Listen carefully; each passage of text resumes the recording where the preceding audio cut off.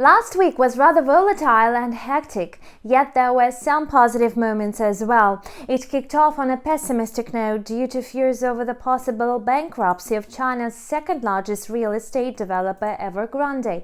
Stock markets incurred significant losses because of uncertainty over the company's fate. Wall Street saw the worst day since May. At some point, there was even a risk of a massive sell-off. Luckily, panic subdued. The main U.S. stock indices halted their sharp decline, showing signs of recovery.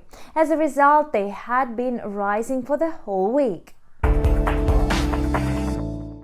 The Dow Jones was in the black for almost the entire week. It grew to 35,000 from 33,800 amid a positive dynamic among shares of companies from the banking and energy sectors. Firms in the energy sector added gains on the back of a sharp jump in natural gas prices and to a lesser extent in oil prices.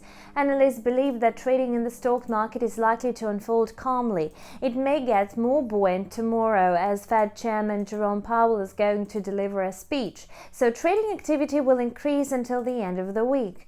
On Friday, traders will be anticipating the release of the U.S. Consumer Price Index for August. The Dow Jones is expected to trade in the range between 34,400 and 35,100 points. The slight price gap may signal a correction that is likely to occur soon. The S&P500 index has already slid into a correction after a weekly increase. The quote fell to 4,440 after reaching a high of 4,475. Now the index is likely to be trading in the narrow range between 4,000 and 4,480. The S&P 500 may decline this week only if Evergrande announces insolvency. This is why one should stay alert and closely follow the news.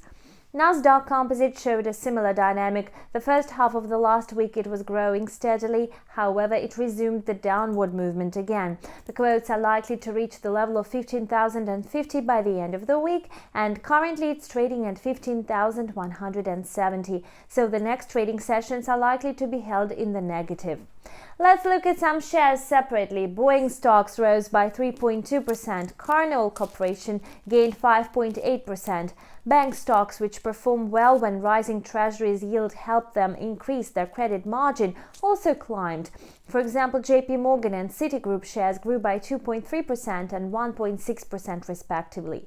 Facebook shares dropped by 1.3% after the company announced that it would suspend work on Instagram Kids. It faced sharp criticism from lawmakers and users. Apple and Amazon shares showed a similar result, falling by about 1.5%. In general, manufacturing giants and financial companies managed to extend gains, whereas some IT companies incurred losses. The main event of the past week was the FOMC meeting and the press conference of Fed Chairman Jerome Powell. Surprisingly, these two events did not spur high volatility in the market. Wall Street investors were bracing for some unpleasant surprises, so when it did not happen, they rushed again to the stock market. As a result, in the second half of the week, bulls returned to the stock market, pushing stock prices back to previous levels. All indices managed to close the week with small gains. And you've watched a weekly financial review with me, Anna Kasatkina. Stay tuned.